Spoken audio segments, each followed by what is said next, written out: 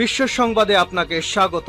শুরুতেই জানাবো হাতে পাওয়া সর্বশেষ আন্তর্জাতিক সংবাদের শিরোনাম, পরে বিস্তারিত জানিয়ে দেব এই মুহূর্তে হাতে পাওয়া সর্বশেষ গুরুত্বপূর্ণ আপডেট আন্তর্জাতিক সংবাদ। শুরুতেই থাকছে আরাকসির সঙ্গে হামাস হিজবুল্লাহর বৈঠক, ইসরায়েলকে কড়া উচিত শিক্ষা দেবার হুঁশিয়ারি। ইরানের পররাষ্ট্রমন্ত্রী আব্বাস আরাকসি তেহরানে হামাস হিজবুল্লাহর প্রতিনিধি দলের সঙ্গে আলাদা করে বৈঠক করেছেন। বৈঠকগুলো থেকে ইসরায়েলকে উচিত শিক্ষা দেবার হুঁশিয়ারি উচ্চারণ করা হয়েছে। এবারে জানাবো শেহবাজ শরীফকে পাশে নিয়ে ইসরায়েলকে কঠোর হুঁশিয়ারি এরদোয়ানের। পাকিস্তানের প্রধানমন্ত্রী শেহবাজ শরীফকে পাশে নিয়ে ইসরায়েলকে কড়া হুঁশিয়ারি দিয়েছেন তুরস্কের প্রেসিডেন্ট রিসেপ তাইপ এরদোয়ান। তিনি অভিযোগ করেন, যুক্তরাষ্ট্র ইরানের মধ্যে হওয়া সমঝোতা ভেস্তে দিতে চেষ্টা চালিয়ে যাচ্ছে ইসরায়েল। পাশাপাশি মধ্যপ্রাচ্যকে রক্তপাত এবং সংঘাতের দিকে ঠেলে দেওয়ার সুযোগ যুদ্ধ আসক্তে ইসরায়েলি সরকারকে আর দেওয়া যাবে না বলেও জানিয়েছেন তিনি। জানাবো খামেনির প্রথম জানাজা অনুষ্ঠিত, তেহরানে 2 কোটি মানুষের সমাগমের দাবি। ইরানের সাবেক সর্বোচ্চ ধর্মীয় নেতা আয়াতুল্লাহ আলী খামেনি এবং তার পরিবারের 4 সদস্যের প্রথম জানাজার নামাজ অনুষ্ঠিত হয়েছে। জানাজা শেষে খামেনির কফিন তেহরানের ইমাম খোমেনি গ্র্যান্ড মুসল্লার ভেতরে নেওয়া হয়েছে।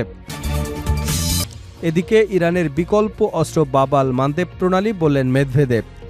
রাশিয়া নিরাপত্তা পরিষদের ডেপুটি চেয়ারম্যান দিমিত্র মেদভেদেব বলেছেন, যুক্তরাজ্য হরমুজ প্রণালীর পাশাপাশি বাবাল মান্দেব প্রণালীও ইরানের জন্য একটি বিকল্প অস্ত্র। আয়াতুল্লাহ আলী খামেনির জানাজায় অংশ নিতে ইরানে অবস্থানকালে একথা বলেন মেদভেদেব। এবারে থাকছে খামেনির জানাজায় অংশ নিলেন তার 3 ছেলে। ইরানের প্রয়াত সর্বোচ্চ ধর্মীয় নেতা আয়াতুল্লাহ আলী খামেনির জানাজা অনুষ্ঠিত হয়েছে। এতে তার ছেলেরা অংশ নিয়েছেন, তবে মোস্তফা খামেনি জানাজায় অংশ নেননি বলে জানা গেছে। রোববার মার্কিন বার্তা সংস্থা এপির বরাত দিয়ে এ তথ্য জানিয়েছে আল জাজিরা। এবং সর্বশেষ জানাবো প্রাণহানি 3000, এখনও নিখোঁজ বহু মানুষ। উদ্ধার অভিযানের ইতি টানছে ভেনেজুয়েলা। ভেনেজুয়েলায় ভয়াবহ জোড়া ভূমিকম্পে নিহতের সংখ্যা বেড়ে 3000-এ পৌঁছেছে। সর্বশেষ সরকারি হিসাবে মৃতের সংখ্যা দাঁড়িয়েছে 2954 জন। এখনও কয়েক হাজার মানুষ নিখোঁজ রয়েছেন। এতক্ষণ শুনছিলেন সংবাদ শিরোনাম, এবার থাকছে পুরো সংবাদ। তার আগে অনুরোধ থাকবে এই ভিডিওতে একটি লাইক দিন, কমেন্টস করে জানিয়ে দিন এই ভিডিওটি আপনি বাংলাদেশের কোন জেলা থেকে দেখছেন। ইরান ইসরায়েল ফিলিস্তিনি যুদ্ধে যদি আপনি মুসলিমদের পক্ষে হয়ে থাকেন তাহলে চ্যানেলটি সাবস্ক্রাইব করে বেল আইকনটি বাজিয়ে রাখুন, যাতে সর্বশেষ নিত্য নতুন আপডেট সবার আগে আপনার কাছে পৌঁছে যায়। আরাকচির সঙ্গে হামাস হিজবুল্লাহর বৈঠক, ইসরায়েলকে উচিত শিক্ষা দেওয়ার হুঁশিয়ারি। ইরানের পররাষ্ট্রমন্ত্রী আব্বাস আরাকচি তেহরানে হামাস এবং হিজবুল্লাহর প্রতিনিধি দলের সঙ্গে আলাদা বৈঠক করেছেন। বৈঠকগুলো থেকে ইসরায়েলকে উচিত শিক্ষা দেওয়ার হুঁশিয়ারি উচ্চারণ করা হয়েছে। গতকাল শনিবার ইরানের রাজধানীতে এই বৈঠকগুলো হয়। 2 সংগঠনের প্রতিনিধিরাই দেশটির সর্বোচ্চ নেতা আয়াতুল্লাহ আলী খামেনির জানাজায় অংশ নিতে তেহরানে এসেছেন। ইরানের পররাষ্ট্র মন্ত্রণালয় এক বিবৃতিতে এসব তথ্য নিশ্চিত করেছে। হামাসের লিডারশিপ কাউন্সিলের প্রধান মোহাম্মদ দারুশের নেতৃত্বে একটি প্রতিনিধি দল আরাকচির সঙ্গে দেখা করেন। এ সময় তারা খামেনির মৃত্যুতে শোক প্রকাশ করে গাজা ও পশ্চিম তীরের বর্তমান পরিস্থিতি ইরানের পররাষ্ট্রমন্ত্রীকে অবগত করেন। বৈঠকে ইসরায়েলকে উচিত শিক্ষা দেওয়ার বিষয়ে আলোচনা করা হয়। মোহাম্মদ দারুশ ফিলিস্তিনের প্রতি ইরানের দীর্ঘদিনের সমর্থনের প্রশংসা করেন। চলমান সংঘাতের মধ্যে তেহরানের সামরিক এবং কূটনৈতিক অর্জনের জন্য তিনি ইরানকে অভিনন্দন জানান। পৃথক আরেকটি বৈঠকে আরাকচি হিজবুল্লাহর একটি প্রতিনিধি দলের সঙ্গে আলোচনা করেন। এ দলের নেতৃত্বে ছিলেন সংগঠনটির জ্যেষ্ঠ রাজনৈতিক কর্মকর্তা এবং লেবাননের সাবেক এমপি মোহাম্মদ ফনিশ। তিনি হিজবুল্লাহর মহাসচিব নাইম কাসেমের পক্ষ থেকে শোকবার্তা পৌঁছে দেন। ইরানের রাষ্ট্রীয় সংবাদ মাধ্যম IRIN জানিয়েছে, যুক্তরাষ্ট্র ও ইসরায়েলের সঙ্গে সাম্প্রতিক শত্রুতার সময় ইরানের সামরিক ও কূটনৈতিক ভূমিকার প্রশংসা করেন ফনিশ। লেবাননের প্রতি ইরানের সমর্থনের জন্যও তিনি ধন্যবাদ জানান। বৈঠকে আরাকচি 2 প্রতিনিধি দলকে ধন্যবাদ জানান। তিনি স্বাধীন ফিলিস্তিনি রাষ্ট্র গঠনের প্রতি ইরানের সমর্থন পুনর্ব্যক্ত করেন এবং হিজবুল্লাহর প্রতিরোধের প্রশংসা করেন। আরাকচি হিজবুল্লাহর প্রয়াত নেতা হাসান নাসরুল্লাহর প্রতি শ্রদ্ধা জানান। তিনি বলেন, যুদ্ধবিরতি চুক্তি অনুযায়ী লেবাননে যুদ্ধ বন্ধের প্রচেষ্টা ইরান চালিয়ে যাবে। শেহবাজকে পাশে নিয়ে ইসরায়েলকে কঠোর হুঁশিয়ারি এরদোগানের। পাকিস্তানের প্রধানমন্ত্রী শেহবাজ শরীফকে পাশে নিয়ে ইসরায়েলকে কড়া হুঁশিয়ারি দিয়েছেন তুরস্কের প্রেসিডেন্ট রিসেপ তাইপ এরদোয়ান। তিনি অভিযোগ করেন, যুক্তরাষ্ট্র ইরানের মধ্যে হওয়া সমঝোতা ভেস্তে দিতে চেষ্টা চালাচ্ছে ইসরায়েল। পাশাপাশি মধ্যপ্রাচ্যকে রক্তপাত এবং সংঘাতের দিকে ঠেলে দেওয়ার সুযোগ যুদ্ধে আসক্ত ইসরায়েলি সরকারকে আর দেওয়া যাবে না বলেও তিনি মন্তব্য করেছেন। সংবাদ মাধ্যম TRT ওয়ার্ল্ড শনিবার ইস্তাম্বুলে প্রধানমন্ত্রী শেহবাজ শরীফের সঙ্গে দ্বিপাক্ষীয় ও প্রতিনিধি দল পর্যায়ের বৈঠকের পর যৌথ সংবাদ সম্মেলনে এসব কথা বলেন। তিনি বলেন, যুক্তরাষ্ট্র ইরান চুক্তি ভেস্তে দেওয়ার জন্য ইসরায়েলি প্রশাসনের প্রচেষ্টা আমরা নিবিড়ভাবে পর্যবেক্ষণ করছি। যুদ্ধে আসক্ত ইসরায়েলি সরকারকে আবারও আমাদের এই আঞ্চলিক বারুদ আর রক্তের গন্ধে ভরিয়ে দেওয়ার সুযোগ দেওয়া যাবে না। এরদোগান বলেন, ধর্ম বর্ণ নির্বিশেষে এ অঞ্চলের সব মানুষ যেন শান্তি এবং নিরাপত্তার মধ্যে বসবাস করতে পারে, তুরস্ক সেই পরিবেশ চায়। তিনি বলেন, এ অঞ্চলের দেশগুলোর ইচ্ছা এবং অংশগ্রহণ ছাড়া কোনো সমাধানই স্থায়ী হতে পারে না। তার ভাষায়, আমরা বিশেষ করে ভ্রাতৃপ্রতিম পাকিস্তান সহ অন্যান্য দেশের সঙ্গে সংহতি বজায় রেখে এ অঞ্চলের শান্তি, স্থিতিশীলতা, সমৃদ্ধি জোরদার করতে কাজ চালিয়ে যাব। এরদোগান বলেন, শাহবাজ শরীফ তার প্রতিনিধি দলকে ইস্তাম্বুলে স্বাগত জানাতে পেরে তিনি আনন্দিত। একই সঙ্গে গত শুক্রবার পাকিস্তানের বেলুচিস্তানে বাস দুর্ঘটনায় 40 জন নিহত হবার ঘটনায় তিনি গভীর শোক প্রকাশ করেন। তিনি জানান, বৈঠকে দুই নেতা দ্বিপাক্ষীয় সম্পর্কের পাশাপাশি আঞ্চলিক ও বৈশ্বিক বিভিন্ন বিষয় নিয়ে মত বিনিময় করেছেন। পাকিস্তানের মধ্যস্থতায় যুক্তরাষ্ট্র ইরানের মধ্যে হওয়া অন্তর্বর্তী সমঝোতার প্রসঙ্গ উল্লেখ করে এরদোয়ান বলেন, ইসলামাবাদ সমঝোতার স্মারকের কারণে বিশ্বজুড়ে মানুষ স্বস্তির নিঃশ্বাস ফেলছে। তিনি এই সমঝোতায় গুরুত্বপূর্ণ ভূমিকা রাখায় শেহবাজ শরীফ এবং পাকিস্তানের জনগণকে অভিনন্দন জানান।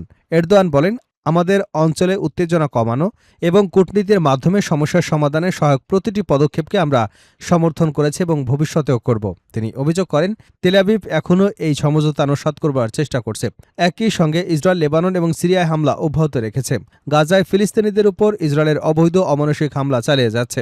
দ্বিপাক্ষীয় সম্পর্ক নিয়ে এরদোগান বলেন, তুরস্ক ও পাকিস্তান সব ক্ষেত্রে একে অপরের পাশে রয়েছে। দুদেশের মধ্যে বাণিজ্য বিনিয়োগ আরও বাড়ানোর উপায় নিয়ে আলোচনা হয়েছে। তিনি বলেন, আমরা দুদেশের বাণিজ্যের পরিমাণ $500 কোটি উন্নীত করবার লক্ষ্য পুনর্ব্যক্ত করেছি। এরদোয়ান বলেন, করাচিতে তুর্কি ব্যবসায়ীদের জন্য একটি বিশেষ অর্থনৈতিক অঞ্চল গড়ে তুলতে দুদেশের বাণিজ্য মন্ত্রণালয় কাজ করছে। পাশাপাশি অগ্রাধিকারমূলক বাণিজ্য চুক্তির পরিধি বাড়ানোর বিষয়ে আলোচনা চলছে। তিনি বলেন, শেহবাজ শরীফ যে ব্যবসায়িক ফোরামে অংশ নিয়েছেন সেটি বিনিয়োগ এবং বাণিজ্য সম্পর্ক আরও জোরদারে ভূমিকা রাখবে। আমরা আমাদের বিনিয়োগকারীদের পাকিস্তানে আরও বেশি বিনিয়োগে উৎসাহিত করছে। তিনি জানান, দুদেশের অর্থনৈতিক সম্পর্কের অন্যতম গুরুত্বপূর্ণ ক্ষেত্র প্রতিরক্ষা শিল্পে সহযোগিতা নতুন নতুন প্রকল্পের মাধ্যমে এগিয়ে যাচ্ছে।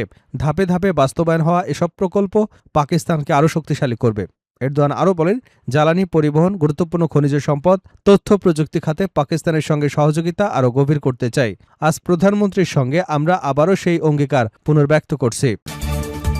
খামেনির প্রথম জানাজা অনুষ্ঠিত, তেহরানে 2 কোটি মানুষের সমাগমের দাবি। ইরানের সাবেক সর্বোচ্চ ধর্মীয় নেতা আয়াতুল্লাহ আলী খামেনি ও তার পরিবারের 4 সদস্যের প্রথম জানাজার নামাজ অনুষ্ঠিত হয়েছে। জানাজা শেষে খামেনির কফিন তেহরানের ইমাম খোমেনি গ্র্যান্ড মুসল্লার ভিতরে নেওয়া হয়। রোববার বাংলাদেশ সময় সকাল 10:30টায় গ্র্যান্ড মুসল্লায় জানাজার নামাজ অনুষ্ঠিত হয়। এতে ইমামতি করেন আয়াতুল্লাহ জাফর সোবাহানি। ইরানি কর্তৃপক্ষের দাবি, জানাজায় প্রায় 2 কোটি মানুষ অংশ নিয়েছেন। ইরানের আধা সরকারি সংবাদ মাধ্যম তাসনিম নিউজ জানায়, শনিবার থেকে ইমাম খোমেনি গ্র্যান্ড মুসল্লায় সর্বসাধারণের শ্রদ্ধা নিবেদনের জন্য খামেনির মরদেহ রাখা হয়েছিল। জানাজার নামাজ শুরুর কয়েক ঘণ্টা আগে মুসল্লার প্রধান চত্বর কানায় কানায় পূর্ণ হয়ে ওঠে। শনিবারও খামেনিকে শেষ শ্রদ্ধা জানাতে লাখো মানুষ মুসল্লায় সমবেত হয়। কালো পতাকা পরা শোকাহতদের অনেকেই বুকে আঘাত করে শোক প্রকাশ করেন এবং আমেরিকার মৃত্যু হোক, প্রতিশোধ স্লোগান দেন। খামেনির কফিনের পাশে তার পরিবারের আরও 4 সদস্যের কফিন রাখা হয়। ইরানের প্রেসিডেন্ট মাসুদ পেজেশকিয়ান বলেন, জনগণের বিপুল উপস্থিতি খামেনির প্রতি ইরানিদের ভালোবাসা ও শ্রদ্ধার বহিঃপ্রকাশ। একই সঙ্গে তিনি ইসরায়েলকে মধ্যপ্রাচ্যে অস্থিতিশীলতার জন্য দায়ী করে বলেন, মুসলিমরা নিপীড়ন এবং আগ্রাসনের কাছে আত্মসমর্পণ করবে না। রাষ্ট্রীয় গণমাধ্যমের তথ্য মতে, অন্ত্যেষ্টিক্রিয়ায় হামাস, হিজবুল্লাহ, ফিলিস্তিনি ইসলামিক জেহাদ এবং ইয়েমেনের হুতি আন্দোলনের প্রতিনিধিরাও অংশ নিয়েছেন। সূচি অনুযায়ী সোমবার তেহরানে এবং মঙ্গলবার পবিত্র শহর কোমে শোক শোভাযাত্রা অনুষ্ঠিত হবে। এরপর খামেনির মরদেহ ইরাকের নজব কারবালায় নেওয়া হবে। সব আনুষ্ঠানিকতা শেষে বৃহস্পতিবার ইরানের মাশহাদে তাকে দাফন করা হবে। ইরানের বিকল্প অস্ত্র বাব আল মানদেব প্রণালী মেদভেদেব। রাশিয়ার নিরাপত্তা পরিষদের ডেপুটি চেয়ারম্যান দিমিত্র মেদভেদেব বলেছেন, হরমুজ প্রণালীর পাশাপাশি বাব আল মানদেব প্রণালীও ইরানের জন্য একটি বিকল্প অস্ত্র। আয়াতুল্লাহ আলী খামেনির জানাজায় অংশ নিতে ইরানে অবস্থানকালে একথা বলেন মেদভেদেব। এর আগে তিনি মন্তব্য করেছিলেন, হরমুজ প্রণালী ইরানের জন্য একটি কৌশলগত সম্পদ, যার প্রতিরোধ ক্ষমতা পারমাণবিক অস্ত্রের সমতুল্য। খবর আল জাজিরার। একই বক্তব্যে মেদভেদেব বলেন, ইয়েমেন, জিবুতি এবং ইরিত্রিয়ার মধ্যবর্তী বাব আল মান্দেব প্রণালীও ইরানের হাতে একটি গুরুত্বপূর্ণ হাতিয়ার। এটি এডেন উপসাগরকে লোহিত সাগর এবং সুয়েজ খালের সঙ্গে যুক্ত করেছে। তিনি সতর্ক করে বলেন, আঞ্চলিক সংঘাত বিস্তৃত হলে বিশ্বের অন্যতম গুরুত্বপূর্ণ এই নৌপথ জাহাজ চলাচলে ব্যাহত হতে পারে। তিনি বলেন, আমি আশা করি পরিস্থিতি সেখানে গড়াবে না, তবে এ অঞ্চলে যারা সংঘাত উস্কে দিতে চায় তাদের বিষয়টি মনে রাখা উচিত।